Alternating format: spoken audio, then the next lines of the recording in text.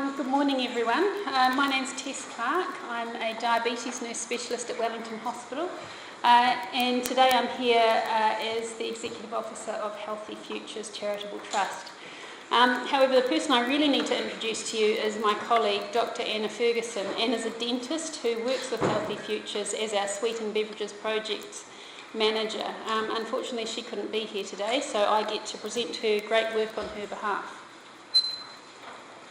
I also want to introduce you to Ruby. Ruby's one of the many children that we meet in the course of our community work who knows that water is a better choice for her than fizzy drink. As does Arthur, a Wellington teenager. But sadly, Ruby and Arthur and their peers are let down by their environment. When we advocate on behalf of young people like Ruby and Arthur, we do this with a really strong collective voice in Wellington.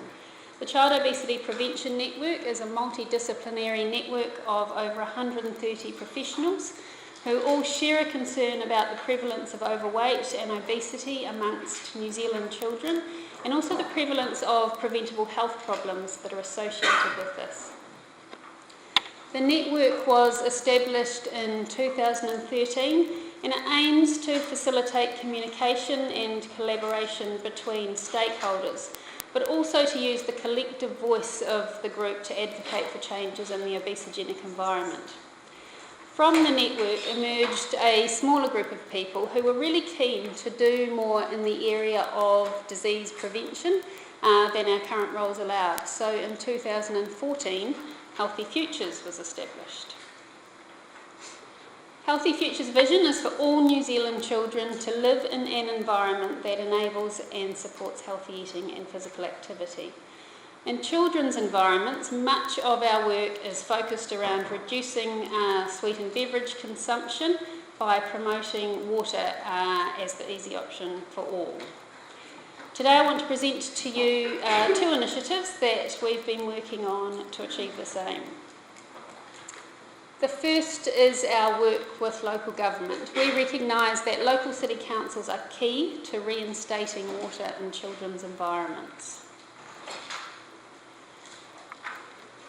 The Healthy Futures team has worked really hard to establish relationships across a number of levels in both Wellington and Porirua City Councils. Councillors are members of our Child Obesity Prevention Network, and we've also been really fortunate to identify a strong agent for change in this gentleman, who many of you will know is Justin Lester, now our Mayor of Wellington. We've been working with Justin for the past couple of years, and during that time he's listened to our concerns and he's advocated for these from within council. Justin also has mentored us through the process of making a submission to council. His recommendations for a successful submission were tell us the problem, give us benchmarks and solutions, work with the media to highlight your concerns. It's really important to align your arguments with the Council's long-term plan, and he also emphasised the importance of making both written and oral submissions. Justin's advice helped to shape two submissions that we've made, one to Wellington and the other to Porirua City Council, both asking for free public drinking water fountains with bottle refill stations to be installed around the cities in areas where children, teenagers and families gather. I don't have time in this session to go into the specifics of the submission, but I'm really happy to share those submissions with anyone who's interested. What I did want to emphasise today was the importance of aligning with the Council's long-term plan goals. This is a really positive way of engaging with the Council's vision. In Porirua, their council's vision is to put children and young people at the centre of city decisions. So we commended them on that. We aligned with their vision by highlighting the positive health and environmental benefits that water stations have to offer, and we asked for their help to achieve this in a really simple and positive way. I think it also helps that our submissions are backed by the expertise of over 130 people. And we also used some really nice national and international models as benchmarks, and we had lots of photos of these in both our written and our oral submissions.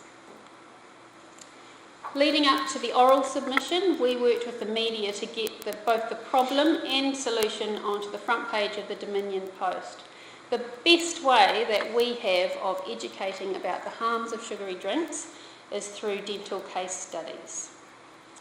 This photo here is of the mouth of a 4-year-old child who had 16 teeth extracted under general anaesthetic at Wellington Hospital. The link between sugary drinks and tooth decay is direct. It's easy for people to understand.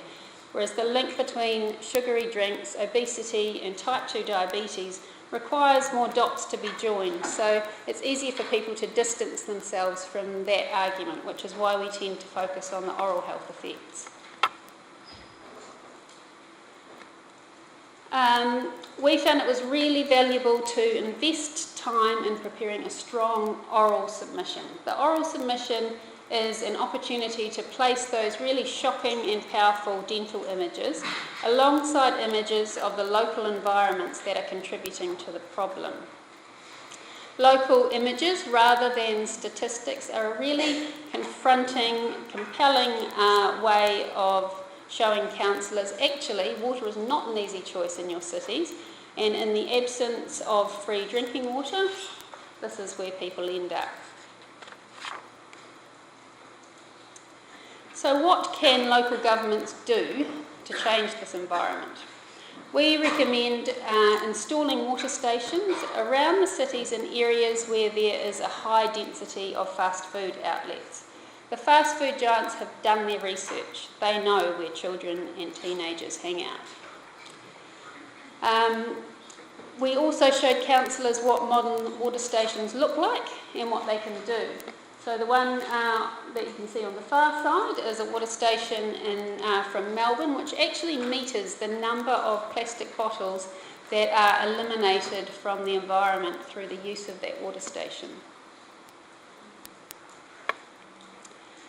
I'm pleased to report that we were successful in presenting the positive health, environmental and financial benefits of water stations, and as a result the Wellington City Council has amended their 2016-17 annual plan to install 3 new water stations in the recommended locations, as well as committing to upgrading their old water fountains. We're yet to hear the outcome of our Porirua City Council submission, but we're hopeful based on lots of head nodding and some great questions from councillors when we presented. The second initiative that I want to present to you today is the Healthy Futures Water Kit. This is a really simple idea. 3 large water dispensers with taps on stands, a running guide, recipes and resources. It's a way of dressing up tap water. The dispensers are filled with ice and water which is flavoured with fresh fruit or vegetables and herbs. Sugary drinks are replaced in a way that's simple, offers choice, it's attractive and it's really positive. Healthy Futures has been loaning our water kits out to community champions to use in their communities in the way that they know will work best. The types of environments that we were aiming to change are children's environments where often water isn't offered as a choice. Things like school fairs and discos, sports prize givings. We also use the water kit in all of our health promotion work, setting it as a solution alongside the problem. The water kit's also widely used by our colleagues and collaborators who also promote the kit at Victoria University, Wellington City Council, the Heart Foundation and Healthy Families Lower Hutt. In schools and other community settings, the health messaging is completely removed and water is simply and beautifully presented as the new norm. And what the water kit has done has given community groups the confidence to make a change, and it's been widely and successfully used. Last year, the New Zealand Dental Association awarded Brooklyn School in Wellington the Switch to Water Award.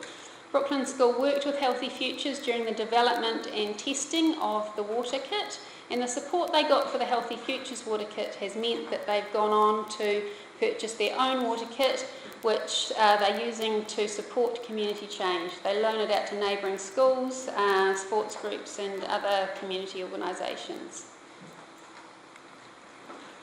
Healthy Futures focus is now on growing the ripple that we've started in a way that's sustainable and empowers communities to own this issue.